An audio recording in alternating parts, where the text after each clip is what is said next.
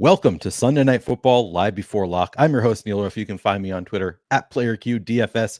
I'm here with EMac. You can find EMac on Twitter at EMac DFS. And this show is sponsored by Owner's Box. We'll tell you about the deal that we have going on with Owner's Box. You probably know it by now if you've watched our shows all year because we've had this deal going on for quite a while. But if for some reason you have not already signed up for Owner's Box, would recommend it because there's going to be overlay once again tonight. EMac. Oh, by the way, while you're coming, please like the video, subscribe to the YouTube channel if you haven't already done so. We're trying to get to 100,000 subscribers. We're getting pretty close, so we'd appreciate it. And of course, hit the notification button so you can get alerts when our shows go live. EMac, I'm going to flip us on the screen because I'm the host here. Now I'll hand it over to you. How are you doing tonight? I'm doing all right. This is a good night here. Hopefully these games finish strong. And then I've got some basketball stuff I'm adjusting right now. So if you guys are playing basketball, please note that the next wave of games starts in 13 minutes. Nick Claxton has been ruled out, as has Alex Caruso. Good warning. Good warning there for the dual sport athletes here, dual sport DFSers in the crowd. Dual sport athletes. I like that. Thank you. Well, let's just jump right in because we are going to want to once again take a look at the lineup generator, see what tools, see what the lineup generator has given us. Oh, and I should remind people, today is the last day. If you want to try out the Sims, we've got the Black Friday deal, 50% off right now. I'll put the link in the description in a minute as well. After I hand it off to EMac, I'll go find that. But today is the last day to sign up for it if you want to get that 50% off deal for Black Friday. So maybe we'll take a look at that. Probably just lineup generator while on the show. But want to give the reminder that if you want to sign up, now is the time to do so. EMac, let's start with quarterbacks as usual. Two elite quarterbacks on this. I mean, depends who you talk to, I guess. I consider them both, top 5 or 6 in the league at least. Tell me about your level of interest in the quarterbacks on this slate. Yeah, I think it's Lamar Jackson absolutely stands out. He rated out as the second best quarterback for the full player pool behind only Jalen Hurts. That should be no surprise for anybody. He is, while he has not been as prolific as he was in his second season when he won the MVP and crushed it with 35 passing touchdowns and everything else that he did that year. Are we losing me or you? Who's having a scary connection here? I still hear you just fine. I did not notice that we have any kind of scary connection. Okay. Well, chat can let us know. It could be me. I moved out to the room, so I'm right next to the router, but I didn't have time to set up my Ethernet cord. So it could always be me. But back to Jackson here. He is putting up similar numbers to what he has over the last few years. Touchdowns down just a little bit. But the other thing is he's only in his last 6 games, he has not thrown for more than 27, had more than 27 passing attempts. So all in all, the Ravens have tried to run the ball more than ever. Of course, the big news is that Mark Andrews, the tight end, is likely out for the rest of the year, all but assuredly out. So that's going to change things around a little bit because he was the clear safety blanket for Lamar. Now we are going to have Isaiah Likely. We saw him have a big game at the end of last year. He has not done much this year, but perhaps with a full week as knowing he is going to be the starter. I don't know why we're saying knowing he's going to be the starter 3 months into the season. He's been on the field a ton, but perhaps he'll have a little bit better game. Both sides kind of goosed his prices, but on the other side, they did not really adjust Zay Flowers. So Lamar still looks good. We can still stack him and make him the MVP or the captain, getting him into that multiplier slot with 2 pass catchers if we so choose. But I think Jackson is the argument for your cash game captain. And I think he is the route you want to go. When we look at Herbert, or shall we call him Hebert, were you around when Bobby Hebert was, or is that pre-you? That was probably before you existed on this. What sport is Bobby Hebert? Bobby Hebert was the Saints quarterback. Perfect name to be the Saints quarterback. He was the Cajun quarterback. I don't remember him. Mid to late 80s. Okay. So probably a little before you were watching football. In any event, Herbert is averaging less yards than he has for quite some time. The Ravens have the second best passing DVOA. They are allowing the third fewest passing yards per game, 169.7 per game. And the other crazy thing is the only quarterbacks with multiple passing touchdowns have been Joe Burrow and Josh Dobbs. 5 different times, the team has not allowed a touchdown to the opposing quarterback. Well, which team is this? The Ravens? The Ravens. So you were asking for the quarterbacks, right? So yes, I was. Is in for a tough night. The Ravens defense is no joke. So obviously Lamar is number 1 in my rankings. I've got Herbert about 4th or 5th. Oh, wow. Okay. So he's not right up there with Lamar. So there's pretty clear separation for these quarterbacks.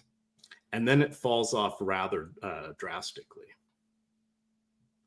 After that's, what do you mean by that? After Lamar? Points, the projected points. There's a real shelf there. There's the quarterbacks, Eckler, Flowers, and then you get into just the Hodge and Keenan Allen, and then you get into just the hodgepodge of any one of these guys could be in the mid-teens. Any one of them could be in the mid-single digits. It's going to be a wild one tonight. It's a fun game. We haven't had many great primetime games this year. This one is definitely a great primetime. This is really fun. We had some fun games on Thanksgiving, so I guess if you count those as primetime, we've had more recently, I guess. But this one should be fun. Tomorrow will be fun for me as a Vikings fan. Maybe not everybody else, but Vikings Bears will be fun tomorrow. All right, is that it for quarterbacks? Should we move on and talk about some running backs? Yes. All right. I'll hand it off to you. Who do you like? All right. So on the Baltimore side here, it was sad that J.K. Dobbins went down early on this season. It looked like he was going to consolidate everything when he had his friendly holdout. That is all over. It lasted 2 quarters, and then he's done for the year. Back to a committee backfield. Gus Edwards has found the end zone countless times. It's crazy. He has, I think, 9 touchdowns in his last 5 games. That's crazy. I don't know that he can keep that up. You have Justice Hill, a little bit better in the pass catching world. Edwards gets about 1 target, 1.5 targets per game, but he's mostly in there to run. So we think, we like Justice Hill, but no. We have undrafted rookie Keaton Mitchell, who has worked his way into the backfield over the last 3 weeks. He has scored twice.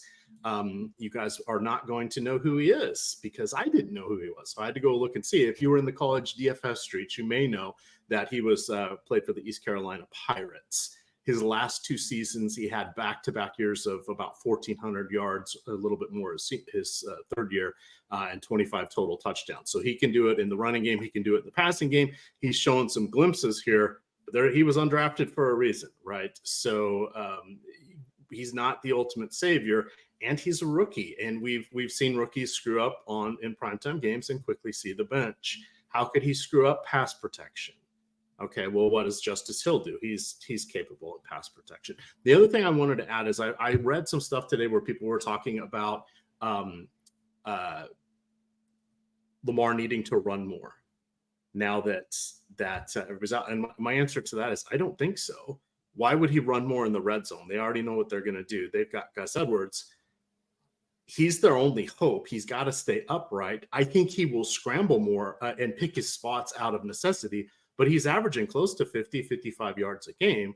I don't really see him going up a ton more than that. Now, could he get the 100-yard bonus on DraftKings? Absolutely. But I don't think we're going to see a huge increase in his volume. What were your thoughts on that? So you don't think that they're it's not part of their game plan to increase his rushing volume, but of course you just never know game to game. No, the defense is too good. They're 8-3. They have the best record, tied with Miami for the best record. They're going into their bye. I wouldn't want to get Lamar Jackson injured. I mean, hello, Trent Dilfer took a great defense to the Super Bowl for this exact franchise.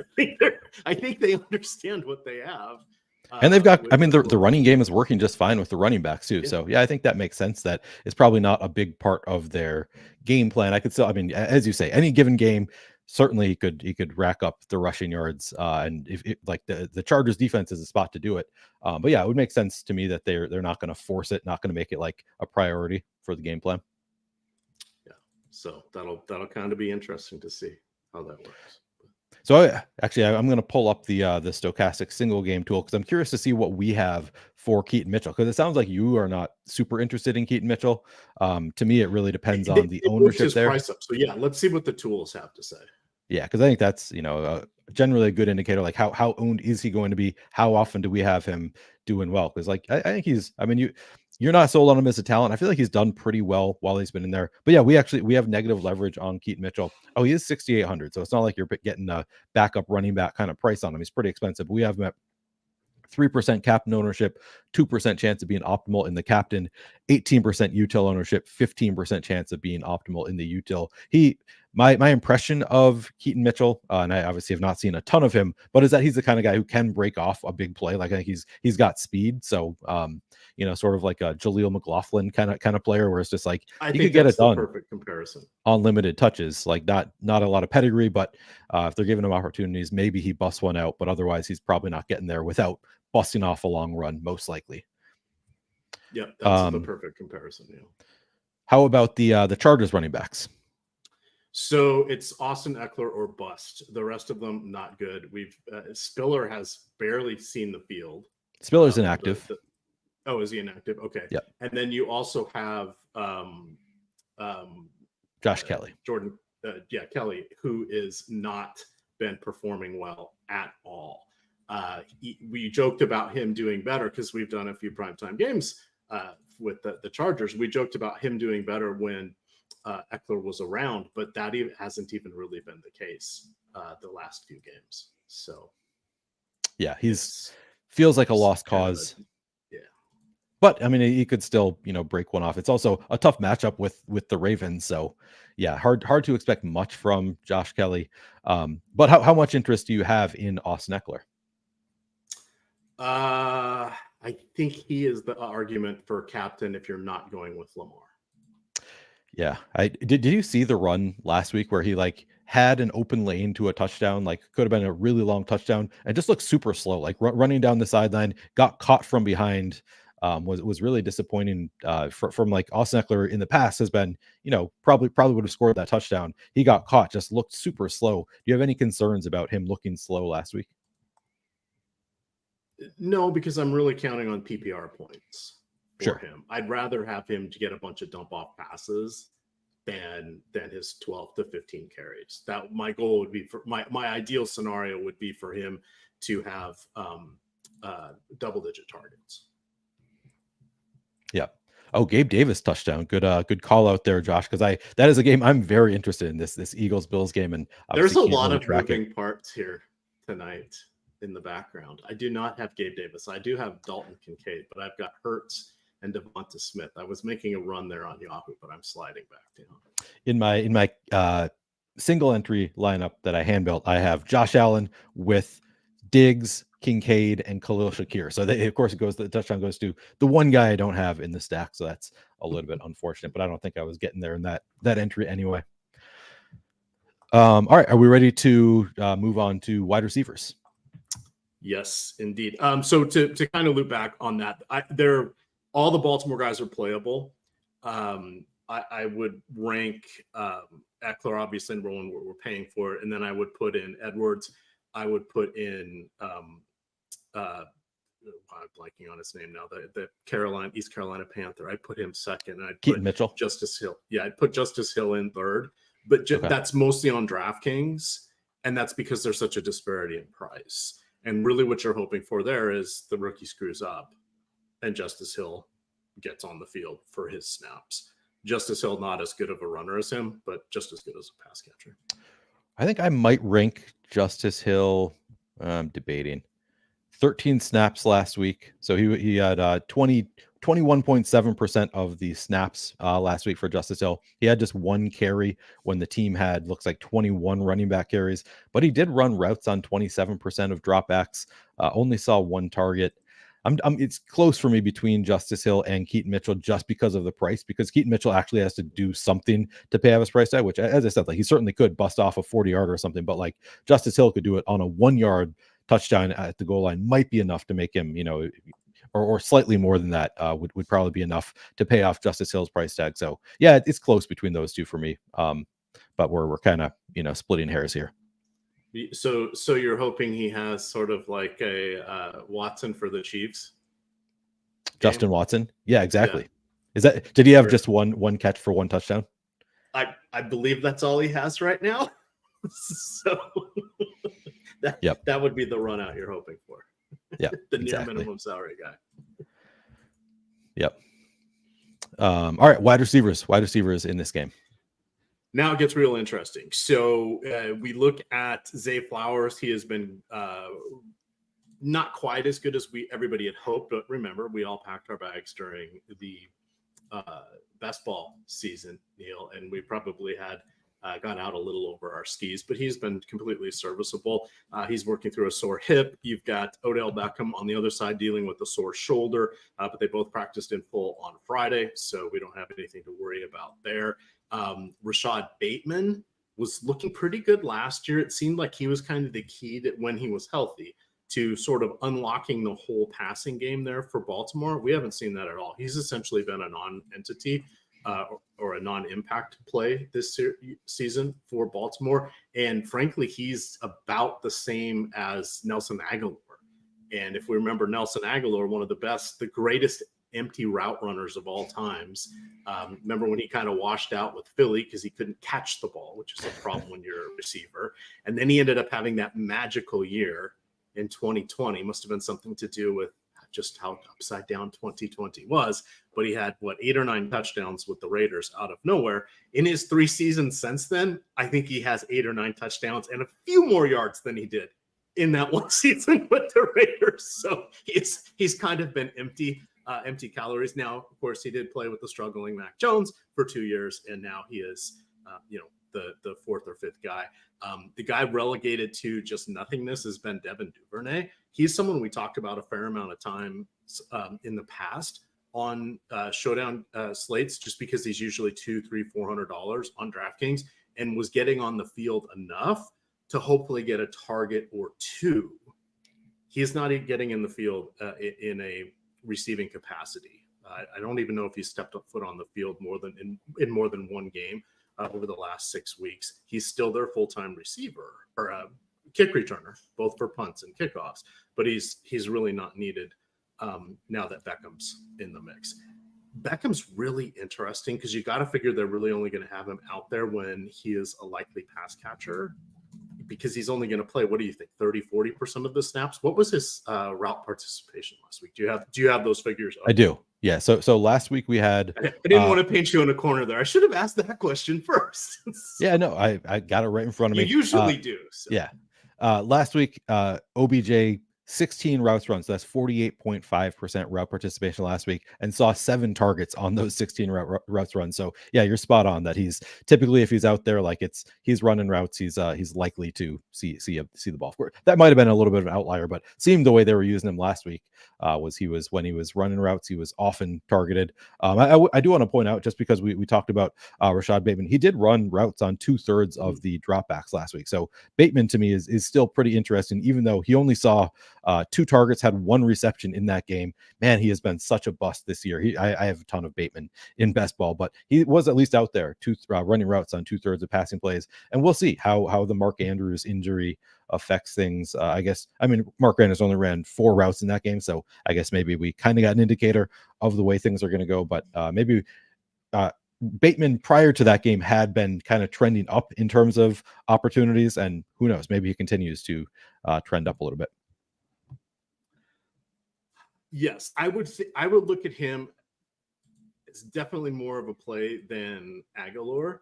And he's not even in that Demarcus Robinson class of where literally running wind sprints. We saw him look like he kind of was going to be the guy before Zay Flowers, right? And then they're like, maybe he's not going to be there. Because remember, they let Hollywood Brown go, but they didn't try to keep him, and he was clearly their best receiver.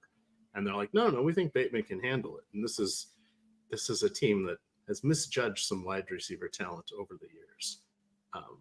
But they did facilitate that glorious Steve Smith revenge game. Do you remember that when he got the ricochet and scored a touchdown against the Panthers when he played for Baltimore? Just awesome. Yeah.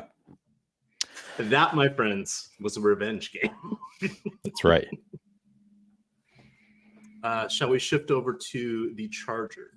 Yeah, tell me about the. Let me see if I have any other notes on the Baltimore. Just looking at the routes run, I'll just go over all the routes run for all of. Just since I have the Ravens in front of me right now, I'll just read off both receivers and tight ends so we can get to. We had Zay Flowers ran 97% of the routes last week, so he's out there running routes all the time.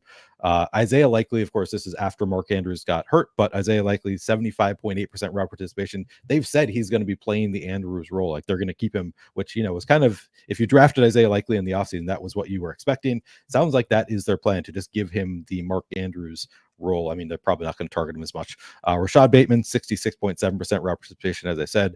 OBJ 48.5. Nelson Aguilar was right behind OBJ, 45.5% route participation last week.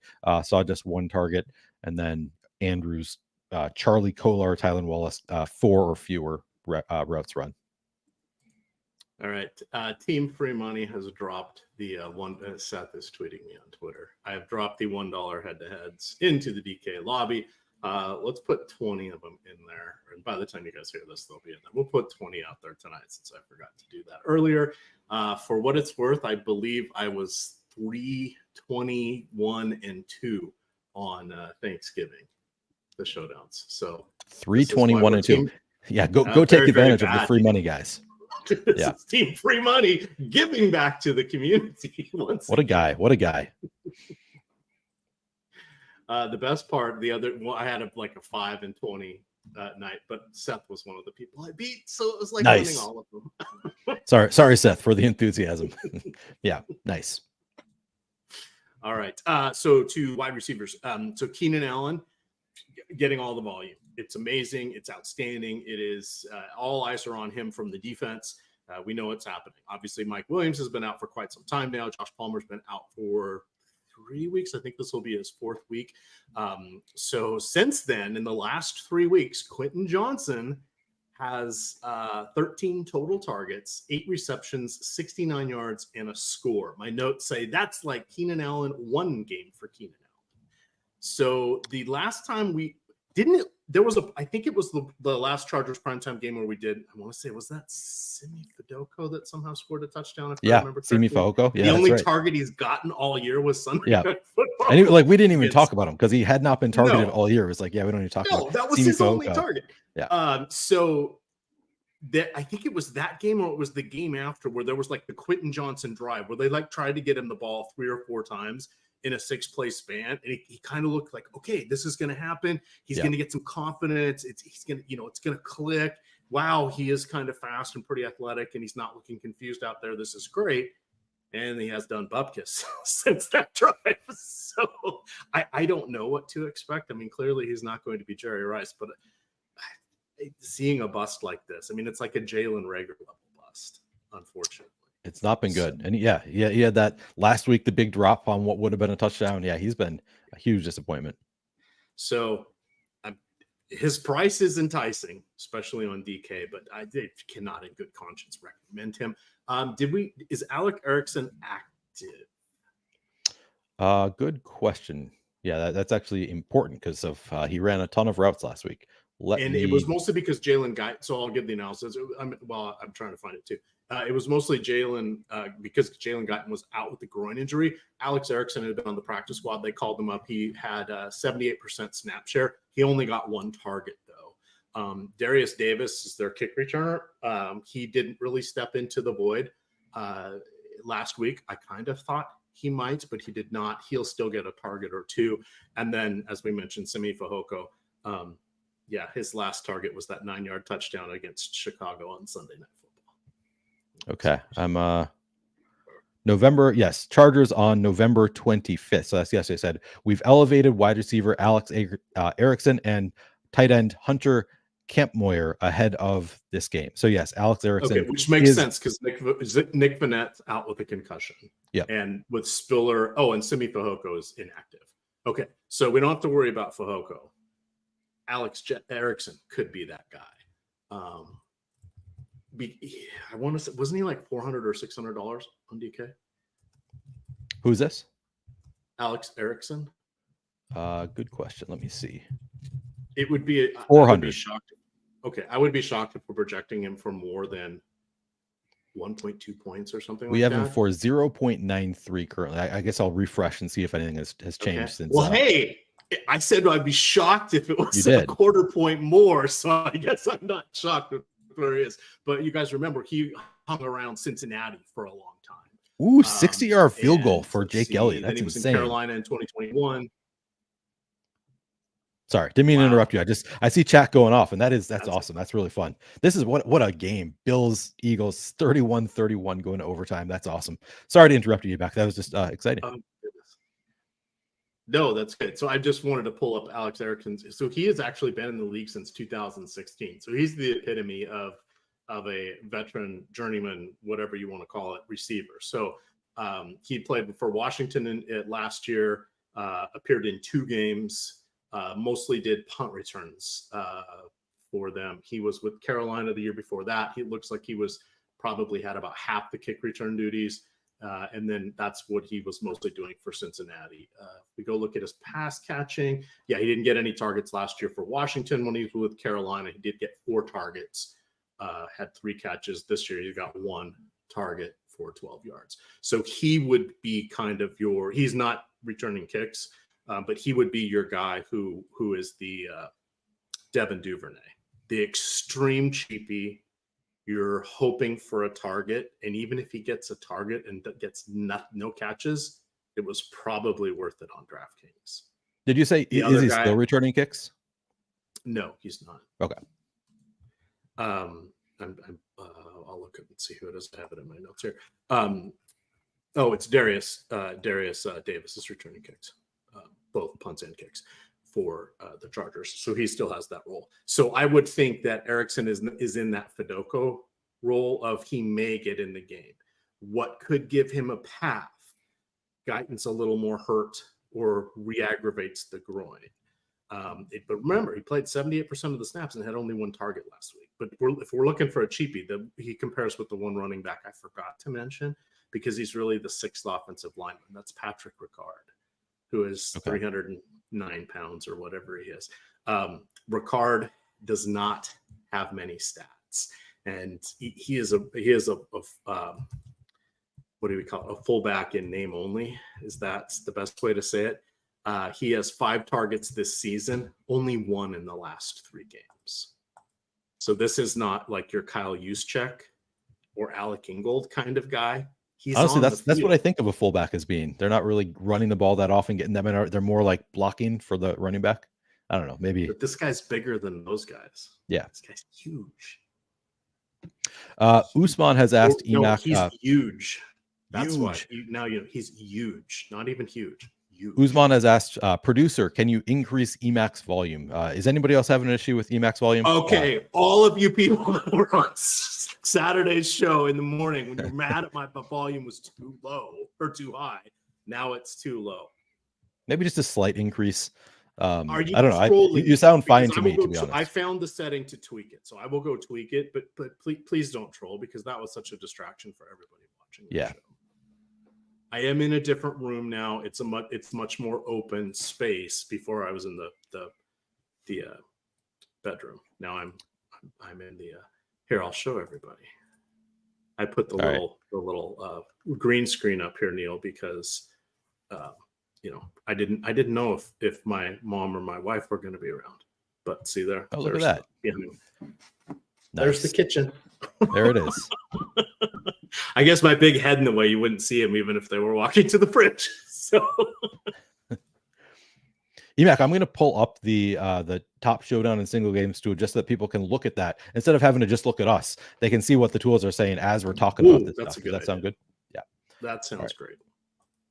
All right, so this is probably. But while you're doing that, I'm debating if it's Ricard or Erickson in my cash game lineup for what it's worth. Okay. Really, man, Ricard or Erickson in your cash game lineup. You must be fitting in like all the stars if you're considering those guys in cash. I am going very stars and scrubs, but this is team free money. You guys can just $1 and you can see my lineup on DK. Okay. Or you could read my article and figure out what it is as well. All right. Any other comments on the wide receivers? Do you want to talk about tight ends here? I think that hits it for the wide receivers. Moving on to tight ends, we have the mirror images of each other, not exactly, but close enough. Gerald Everett and Donald Parham. Each is live for Red Zone look. Everett missed the last game with a chest injury. He was full practice on Friday, and Donald Parham has been dealing with a sore hip, but he practiced in full all week. Last week, I remember Matt Kajeski saying less than kind words about Stone Smart, who ended up catching a 51-yard touchdown pass. Smart must have heard what Kajeski was saying. Pardon? I said he must have heard what Kajeski was saying. Oh, absolutely. And for those wondering, Stone Smart actually was a college quarterback. He switched to wide receiver his junior or senior year. I went and looked that up this morning because I wanted to see what we were dealing with here, because no stone unturned on the single game slates. But he's 1,200, so less exciting. Sure. And then Vanette, as I mentioned, he is in the concussion protocol. Okay. Isaiah Tharp says, is there an article on how the tools work? Yes, on the site you can find, hit us up in Discord.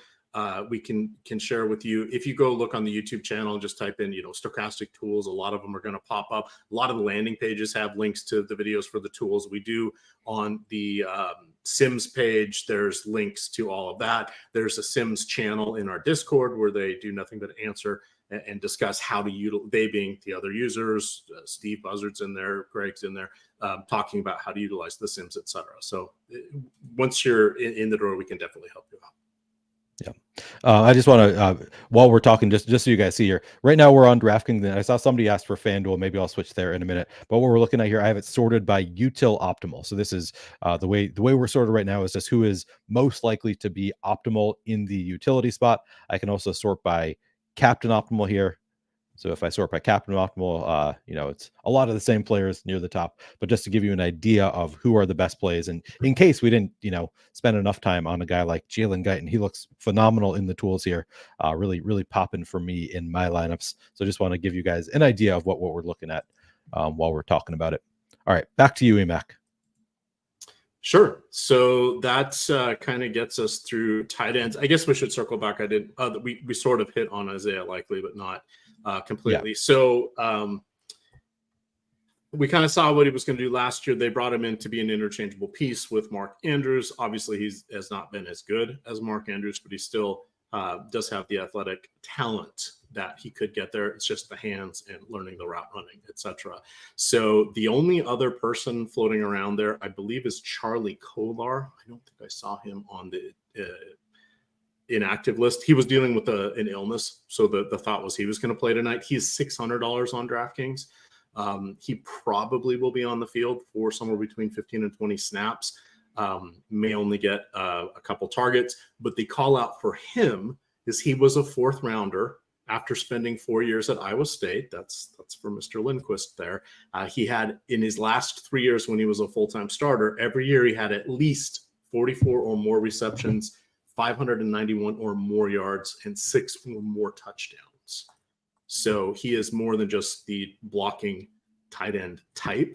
He is probably a very poor man's Isaiah Likely or a homeless man's Mark Andrews. Fair. Yeah. I don't think I'm playing any. Are you going to play any Charlie Kolar tonight? If he was 400, I would, because he would fit into my cash game. I'm scrambling for a $200 player. Yeah. So. All right. I know you're one of the few people in the industry, EMac, who's going to give people real insights into the kickers. You want to do your kicker analysis? I believe Justin Tucker is the greatest kicker in the game, and I've been watching this game for a long time. I think he is number one, again, in the history of the game, not just because he has the all-time record of a 66-yard field goal, but he was been a 5-time All-Pro and a 3-time runner-up. So 8 times in his 12 seasons, he has been considered the first or second best kicker in the entire league. I think 4 different times he has led the league in field goal attempts. 3 or 4 times he's led the league in field goal makes, including one of the years where he did not lead the league in attempts, and I think he has close to I think he's still just above a 90% career accuracy rating, which is impressive because he kicks a lot of long field goals. He is absolutely amazing, Neil. So I would like to have him in my lineup. He did not make it in my cash game lineup, but there is a decent iteration out there that has him. Cameron Dicker has hit 4 or 5 from 50 plus this season. That was his only miss. He's made 16 of 17 or 17 of 18 this season. I forget what it was, but he's okay. But Tucker, one of the best. Yeah, best of all. You think he's the best of all time? Did you say that already? Yes. Yeah.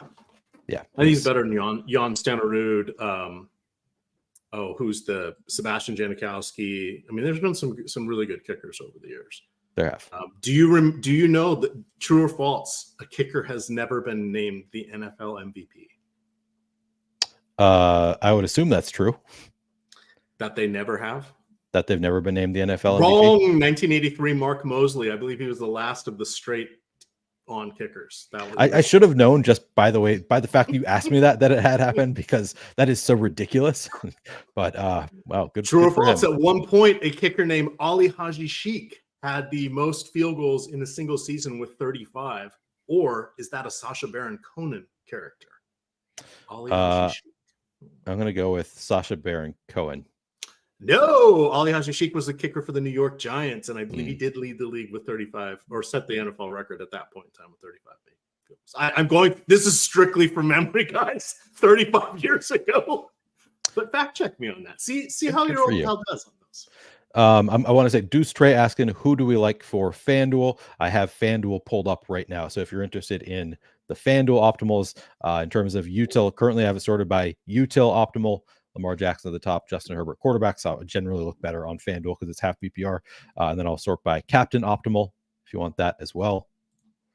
It's going to be Lamar once again. Interesting that Zay Flowers actually beats out Justin Herbert as the second best on FanDuel. Surprises me a little bit. But yeah, there you have it. This is FanDuel for those of you who were interested in seeing that. Adam Vinatieri. I still go with Tucker, but Adam Vinatieri is very strong. Yeah, Adam Vinatieri was great. The field goal in the snow with the snowflakes behind it, that was pretty cool. Very cool. All right. Did you talk about the Chargers tight ends at all? I kind of said that they were interchangeable. The two guys at the top, and then Stone Smart had his touchdown, random 51-yarder last week. Yeah, I feel like I'm off the Stone Smart play now that we have both other tight ends active, both Parham and Gerald Everett. Okay, good. Same page there. Glad to hear that. Defenses real quick here. So Los Angeles is allowing 2.2 sacks per game. That's in the bottom third of the league. Baltimore leads the league with 44 sacks. That's a pretty good baseline. Chargers have just 8 turnovers. And the Ravens have, I think, 15 or 16 takeaways. So we're looking for some sacks here. If we look to the Chargers, they're without Joey Bosa. That's kind of a problem. And while they are averaging 3.4 sacks per game, I don't think they're going to hit that mark without Joey Bosa. And they're averaging just over a takeaway per game. Baltimore's averaging just over a turnover per game. So nothing really exciting. And they were already not great with Joey Bosa. So not having their best player on They were getting sacks, though. They were getting sacks. That's but allowing points, which is a problem. Yeah. All right. Any other players that you want to talk about? Let me scroll through. Guys, in my article, I actually rank every player in the player pool. Let's see if there's anybody that we did not mention. No. All right. I'm trying to see if there's the guys anybody we didn't mention: Tylan Wallace, Travis Volacek, Elijah Dotson, Hunter, Camp Moyer, and Nick Vannett. But most of those guys are not active. So. Okay. That's why they landed in the sorry fellas, not tonight. All right. I am going to upload my lineups, and then we're going to take a look at the lineup generator to see what's coming out of the lineup generator for tonight's slate. But buy me some time, EMac. Can you go over Jalen Guyton one more time, just because he was really popping for me, kind of popping in the tools. Sure. What is your level of interest in Jalen Guyton? Yeah, so Jalen Guyton was on the injured reserve for a large portion of the season. He then came back, I believe. So he sat out last week with the groin injury, but he was back 2 weeks prior to that. In his second game back, he actually started to look decent. He was the Josh Palmer that never kind of put it all together before Josh Palmer was that guy. Perhaps Guyton is going to catch up to him a little bit. If I remember correctly, I think on DK's 2,400, he is someone I did consider for my cash game lineup. And it's more just the way the pricing fit in. I see him. I'm hoping they're not rushing him back if he's really that injured. But he's kind of a fringe-ish guy anyway. So meaning he's a fungible asset that if he hurt himself and then was done for the year, oh, well, so be it. We've seen how callous they were, including last year, right at the end of the season when they put Mike Williams and Keenan Allen in the games before, and they'd already clinched the playoffs, and they couldn't do anything, and one of them got dinged up. Do you remember that? Oh, I remember that. I forgot about that, but yes, I do vaguely remember that. So coaching staff isn't institutionally. This coaching staff doesn't matter if they're in San Diego, if they're in Los Angeles, or who is at the helm. Since what? Don Coryell. That's in the Wayback Machine. Eric Coryell. Since him, these have been idiots coaching this team. Didn't know. I mean, Brandon Staley, yeah, he was for a little while. Brandon Staley, I thought was seemed pretty sharp. I thought he was too. Kind of has fallen off for him. Rather have a kid who's got 10,000 hours of Madden under his belt calling plays rather than Brandon Staley. Yeah, at this point, just having better clock management and better like fourth down decision making. All right. Tight end waggle, right? I can't remember the names of those plays. It's been years since I played that game. Since you, I don't Madden, think I've did you ever play Madden? I've never been a Madden guy. Not that I wouldn't enjoy it. I just never got into it. I was obsessed with Tecmo Super Bowl 3, so that was my level of football game. Was not the super fancy like looks like real football kind of game. It was you just have to zigzag to not get tackled. It was my level of football games. All right, I am almost uploaded here, and then we're gonna take a look. When you get yours in, I'll turn my attention to mine. Fortunately, as I mentioned, I just got to set some projection or player caps, and then I've got all my rules built out. Oh, actually that's a good segue here for rules tonight. Let me go over the ones I set because I wanted to ask you about them. So I did. I upped the limit of usually I say 2 kickers or defenses. I said 3 tonight. I don't know that it'll happen, but I wouldn't lose my mind if I had the Baltimore defense and both kickers. Right. So that was kind of interesting. Herbert, I said play with 2 pass catchers as the captain, and I included Eckler in that group. When he is in the utility spot, I said play at least 1. Would you go that route? Okay. Yep, that's all exactly the same. For Lamar as captain, I'm only playing 1 because I really only want 1. I don't know that 2 can get there. I didn't want to force it. But when he's in the flex, I have it pushing. I'm not requiring anybody with him, but I have boosted everybody's increased the percentage on their potential projections. Exactly. I think that is the correct way to do it. I didn't even do that. I just didn't make a rule for Lamar in the flex. I just say, I'll allow him in some lineups. I don't think we have to because he's going to be on so many lineups anyway.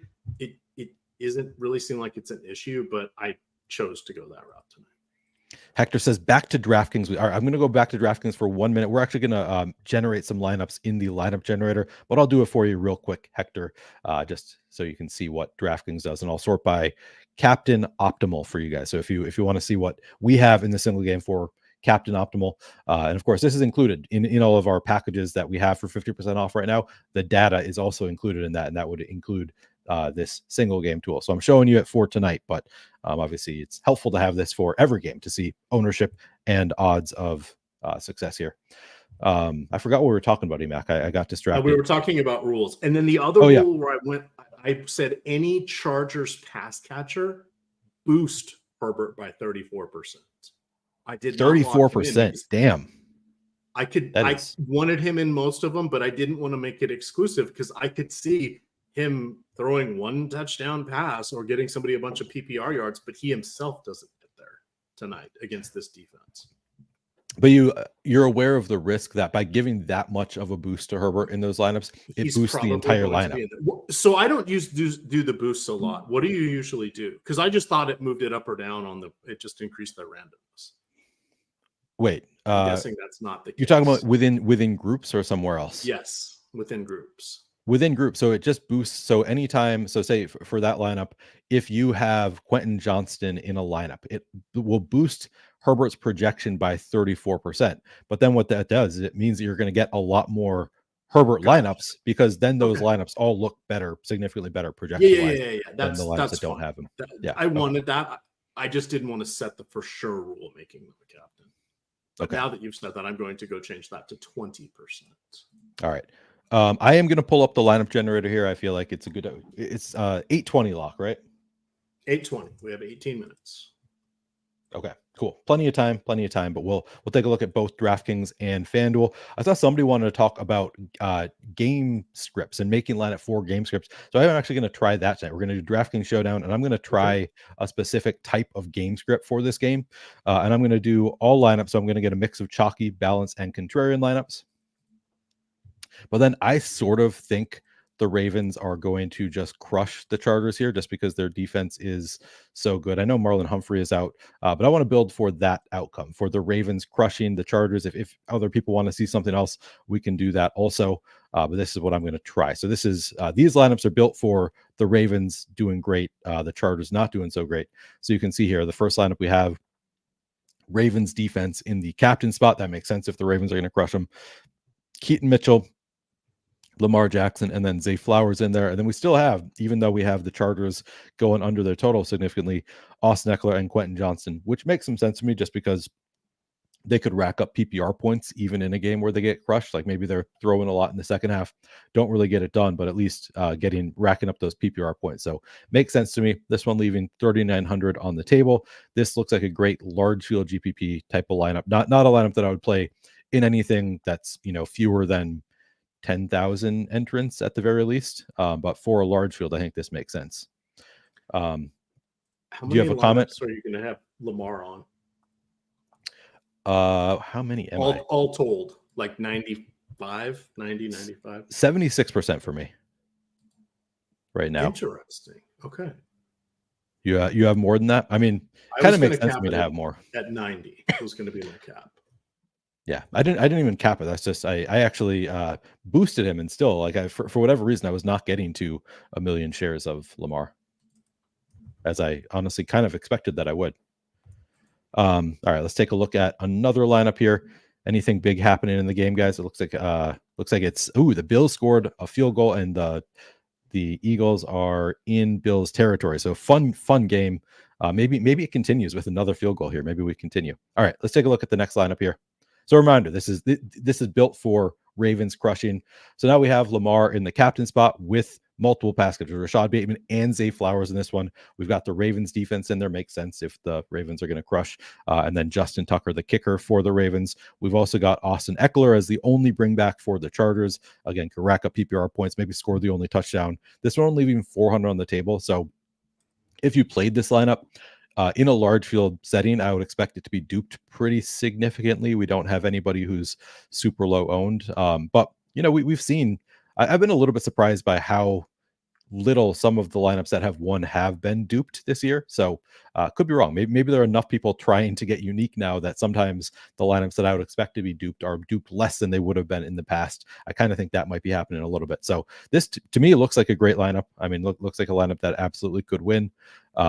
And I'd say this one is a lot more likely to win than the last lineup we looked at, but also it's more likely to be duped. So if it does win, you're probably not winning, $100,000, $200,000. You're probably winning 20,000. But again, I'm not always right about that. So maybe it'll be duped less than I expect. All right, let's take a look at another one. And you never max out your salary, correct? I never do. I'm also only playing large field GPPs. So that's the reason. And I build specifically like not trying to be duped. Like that is a big part of my process is I don't want my lineups to be duped a lot. So yeah, I never max it out.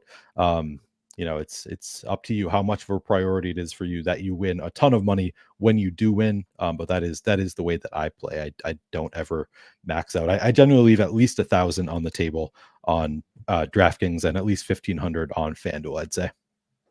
And that makes sense for showdowns. I've heard that people even have T-shirts that say "Don't do me, bro." I've heard the same. All right, third lineup here. Again, this is built for Ravens crushing. Ravens defense in the captain spot, Justin Tucker. So defense, kicker makes sense for a Ravens destruction. We've got Lamar, Beckham, and Zay Flowers in here, and then Austin Eckler once again the only bring back for the Chargers. Interesting to see how much we're getting to Austin Eckler in these lineups. Hurts rushing TD for the win EMac. How do you feel about that? Are you kidding me? Yeah, 12-yard rushing touchdown looks like. Oh my goodness. I have him on. I did one lineup on FanDuel, DraftKings, and Yahoo, and he is my captain, or he is my quarterback on all three sites. EMac, you want to hear how awesome my day went? Sure.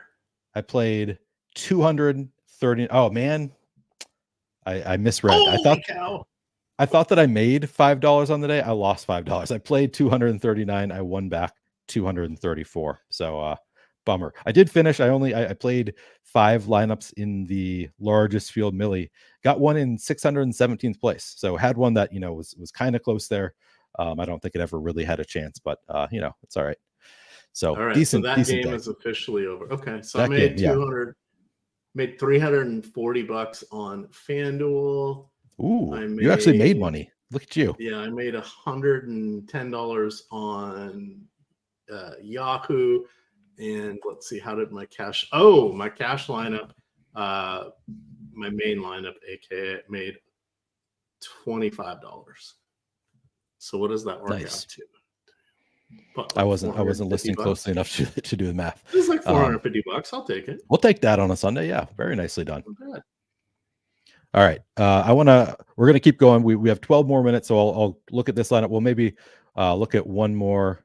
So this one, I'm uploading my stuff here real quick. Okay. So, and then finally, this is the final one I'm going to look at for this particular setting. Lamar Jackson in the captain. Zay Flowers is only real primary pass catcher here. We do have Patrick Ricard in this one, who I forget the number of targets you say he had on the year EMac, but not a ton. He has 5 on the year, 1 in the last 3 weeks. Yeah. So, but again, if he scores a touchdown, that's going to help Lamar. This one probably not going to be duped a ton because we got Patrick Ricard at really low ownership. We've also got Gus Edwards in here, so maybe expecting a lot of running. Maybe the Ravens run all over the Chargers would probably work out for this lineup. And then we have Keenan Allen and Quentin Johnston as the bringbacks for this one. This one I feel like has less likelihood of winning than that second lineup we looked. I think that was probably the one that has the highest odds of winning, just based on I guess I should have been looking at the projections, but based on the correlation, the projections, etc. But this one, if it does win, I would expect it to not be duped like at all. All right, now I'm just going to go through and we will save. There are still 8 team free money lineups in there if you guys want to grab them. That is username EMac DK Lobby, just $1. And again, I've lost 80% the last 2 weeks of my head-to-heads in Showdown. All right. Go take advantage of him. EMac's feeling flush with cash after his big day, so he's just playing reckless right now. Go take his money. Hubris will be finding me shortly. That's right. Not a huge surprise here, EMac, that in lineups where we have, so I set this for Ravens going over their team total by 6 or more points, Chargers going under. Our highest exposed players are Ravens defense, Lamar Jackson, Zay Flowers. Interesting, Keaton Mitchell and Gus Edwards. I guess it makes sense. They'd probably be running it out through the second half if they're dominating. Keenan Allen, the highest exposed for the Chargers. We've got Lamar Jackson, captain, 31%. This is no real shocks for me here. Any shocks for you in this, EMac? No, that one looks about right. Yeah. All right. I'll do some FanDuel lineups here, and then if you guys have any requests for like certain types of game scripts you want to look at, we can do that as well. But for now, I'm just going to do FanDuel single game, and I'll do a different one this time. So that was all built for Ravens crushing. Here I'm going to do all lineups again, and now I'm just going to I'll do the opposite for FanDuel. I'll do if the Chargers crush the Ravens here, what would that look like? All right, so if the Chargers crush the Ravens, we still get Zay Flowers in the MVP for this first lineup, along with OBJ for the Ravens. We've got Justin Herbert with Gerald Everett and Austin Eckler for this one. We're leaving 1,000 on the table. So I would expect this lineup to be duped some. Like, we don't have any really contrarian plays in this lineup, but we do have like Zay Flowers just 11% in the MVP spot, Gerald Everett 13%, Odell Beckham 17%. So it's, we do have some somewhat low owned plays for a single game slate. Maybe it's not going to be duped 1,000 times like you sometimes see on FanDuel. It'll be, at least somewhat unique. All right, let's keep looking at more lineups. Keaton Mitchell. This is really interesting. So we have the Chargers beating the Ravens in this one. Keaton Mitchell in the MVP spot. Charlie Kolar in this lineup as well for the Ravens. And then we have Herbert, Eckler, and Allen. To me, this one looks like it's pretty low odds of success here with Mitchell in the MVP spot, because you need him to then be the highest scoring player in this lineup for him to be the best MVP here. And then having Charlie Kolar, this is one that not going to be duped like at all, but probably pretty low odds of winning. Would you agree with that, EMac? Yes, because Charlie Kolar he's popping up in a few of my lineups, but it's only because I gave him 1.12 points. Yeah, I'm not even playing Charlie Kolar tonight, so it just goes to show being more bold than myself. For me, he is on 3.1% of my. He's on 3 of my 96 lineups. Okay. Yeah, I'm only playing 26 lineups tonight, so yeah, no Charlie Kolar for me in 26. Maybe in 150 I would. I just remembered that I did not even enter a. I have one single entry left that I have not put a lineup in, so I'll have to build that. Maybe I'll use one of these lineups if I like it. We'll go back to DraftKings. We'll go back to DraftKings and I'll find one that I like. All right. It has to have the Baltimore. It needs to have the Baltimore defense in it. Okay, that's the only stipulation. This one makes a ton of sense to me for a Chargers onslaught. We've got Eckler in the MVP. For a Chargers beating the Ravens. Eckler MVP, Gerald Everett, Justin Herbert, Keenan Allen. You get all of the best Chargers players in this one, and then you have just Patrick Ricard from the Ravens. We're leaving 2,000 on the table, so Ricard could maybe be upgraded to a different Ravens player up to 7,000. I don't remember the prices off the top of my head. Maybe I might prefer somebody like Justice Hill if he would fit there, but I don't know if he does, or Guyton. Haven't looked at the prices close enough on FanDuel, but you could upgrade here. Oh no. DK. What's that? I said Guyton went on DK. I didn't realize we were on FanDuel. Oh yeah. All right. We'll look at the next one. Eckler, Herbert, who got both Edwards and Mitchell. That's interesting for a Chargers beating the Ravens by a lot, having both of the Ravens running backs in there along with Nelson Aguilar. Pretty interesting to me, but we do have 2 of the better plays on the Chargers in this one, leaving 1,000 on the table. Probably not going to be duped a ton. Eckler, Alex Erickson. I think we've seen enough of these lineups. These all feel like, I feel like this game script could happen, but I feel like these lineups are like unique lineups on top of a unique game script. So these are not my favorite lineups for FanDuel in general. Maybe we should look at a different type of lineup, but I'll go ahead and look at who we get the most of in these. And maybe that's just because I'm wrong. I'm often wrong about like how the game is gonna play out. And in my head, this one is like the Ravens are just gonna crush, and there's a good chance I'm wrong about that. So maybe that's why these lineups. I think after midway through the second quarter, everybody was disappointed in the Philadelphia Bills. True. Game. Good point. And oh my God, the Ravens or the Raiders are going to upset the Chiefs, aren't they?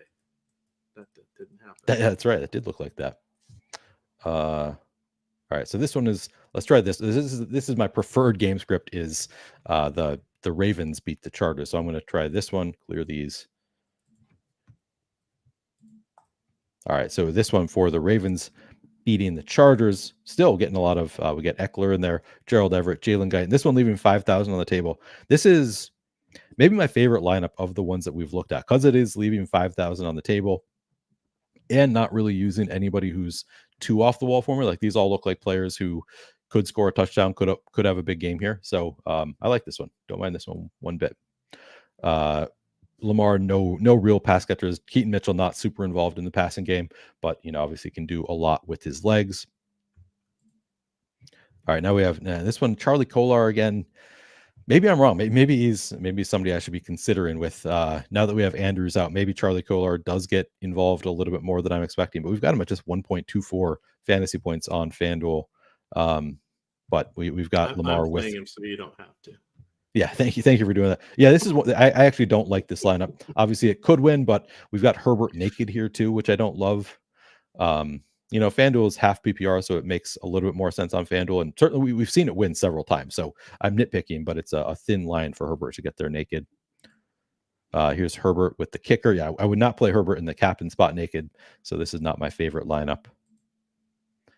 Here we go. Here's a lineup that I like quite a bit. So we've got Bateman in the MVP spot, just 2% MVP ownership. We've got Bateman with Lamar, and then Zay Flowers in there as well. Ravens defense and Keenan Allen, the only representative from the Chargers. It only leaves 500 on the table. Really, the only thing bringing down the ownership here is Bateman in the MVP at 2%. So I would expect this one to be duped some, but it's at least this lineup makes sense to me I could see this lineup working out at the very least. Do you have a thought on Greg Joseph or Cameron? No, Dicker? it's for tomorrow night. It's not. I see what he's talking about. Season long question. Yeah. I realized that right as I was like, I went and looked it up just to make sure he wasn't. So I'm like, Joseph? Does he play for some different team? But there in the player pools, there's like Matt Prater, not Prater. The people that get cut are still floating around, like Amendola. A couple teams have activated 2 kickers this year, and one handles kickoffs. It's been a weird year. So all of a sudden I'm like, is he rostering someone that was a replacement for a week? No, right. Tomorrow night's game. So good luck in your contest there. Taste the skills. All right, EMac, I'm finding my lineup right now. So I have 2 minutes to find the lineup that I want to play. Okay. I'm going to build again for the Ravens. So I did this one earlier. Ravens beating the pants off the Chargers. Okay. I like that game script. I'm going to skip past this one. This one looks fine to me, but it's not as fun. I want to go. Oops, I got to clear my lineups. All right, I'm gonna not give myself a ton of time here. All right, get more lineups. All right, Keenan Allen, Austin Eckler. I'm not playing it. I don't love it. Here, this looks like more like the type of line. I don't love Duvernay though. No. Guyton. You can hit discard on these. I don't know what you're saying. I could. This looks like all right. I'm playing this lineup. This one looks totally fine to me. This one looks like a lineup. Perfect. It's got the Ravens defense in it. Yep. I'm on board with that. I'm going. All right, we need Jalen. That's actually not a bad lineup at all. Yeah, this is a totally viable lineup that could actually win. It does have Keaton Mitchell in there, which is maybe not a bit of a dice roll. So are the receivers, but come on, as we mentioned at the top, there's 5 legitimate players tonight. Right, exactly. So you're taking shots, you're taking risks regardless of what you do, and then the Ravens defense. Yeah, so this is going to be my latest single entry lineup. I think it makes a lot of sense. It leaves 3,600 on the table, so it's not going to be duped a ton. Of course, other people watching the show might play the same thing, but probably not too many. You're not using this is a lineup that doesn't have any super off the wall players. Like nobody's below 12% Lamar in the captain spot ownership. But as a whole, because we're leaving 3,600 on the table, I think it's not going to be duped a ton. So this is the kind of lineup that I love to play, where it's like, yeah, you could upgrade. Probably there is 3,600 on the table. Maybe there's somebody that you could upgrade to a better player, but not anybody that is super obvious to me. Maybe I think Keaton Mitchell could maybe be upgraded to Austin Eckler here. So that is a pretty obvious upgrade, but also wouldn't be that shocked if Austin Eckler doesn't have a big game against this Ravens defense, especially given how slow he looked last week. So seems viable to me. All right. Hey guys, I just wanted to call it out. We've been looking at the lineup generator. It presents better for Showdown. It's more fun than Showdown than doing the Sims, but we do have the last minute Black Friday sale for the Sims. That is going to expire tonight. I just dropped the landing page there into chat. So you guys will want to check that out. We also have our sister site, Odd Shopper, has a Black Friday special. The promo code for that is Black Friday. It's half off your first month. And that expires tomorrow. So you get that one through tomorrow. It wouldn't shock me if we go through Cyber Monday on these, but it also wouldn't shock me if we taught some people a lesson and closed off the Sims package tonight as scheduled. The other thing to remember is if you signed up in that Sims package with the Millie promotion, you will be getting a coupon code to allow you to also partake in the Black Friday sale. We didn't want to leave anybody out that had already signed up for that Millie promo. So good for you on signing up for that because you're going to get double the promotions. time frame with that. But if you don't get that coupon code, just reach out to support@stochastic.com.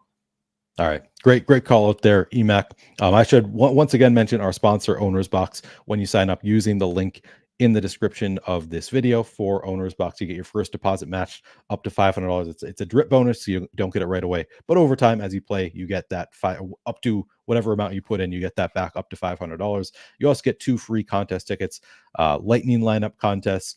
You also get a free $5 ticket to whatever other type of contest you want to play. So it is a fantastic deal that we have for Owner's Box. The best thing, of course, that you get there is the overlay pretty consistently.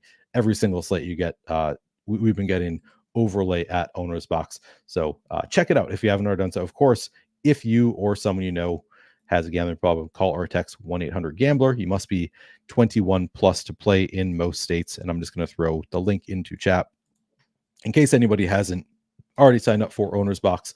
You can I don't actually know if you can do in-game lightning lineups. I have played a lot of them for single game slates, EMac, but I'm actually not sure if you can do it within the game after it locks. So just want to give that one more shout out since they did sponsor the show. All right, EMac, any final words?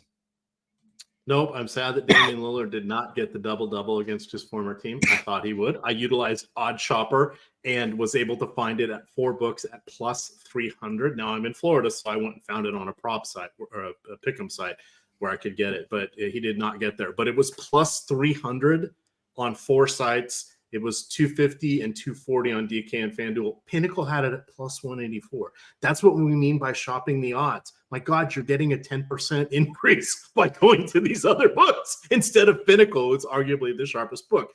Yep. Is it going to happen? No, we had a 33% win probability on this. But with that ROI and a 33% win probability, that's a 20% overarching or extended horizon ROI long term. It didn't work today, but he did get double-doubles in 3 of his last 6, not counting today. So now it's 3 of his last 7. But if you had been able to get those numbers over the 7 games and hit it 3 times, you would be swimming in money. Right. Use Odd Shopper. Promo code Black Friday, 50% off. Good point. We got that deal going on one final day too. So a lot of good stuff that you can check out. Great call out there, EMac. Thank you all for watching us. Time for dinner. Yeah, we're going out. Probably going to get a burger and watch the game at the burger place. So looking forward to that. Thank you all very much for watching. Hit the like button if you haven't already done so, and good luck tonight.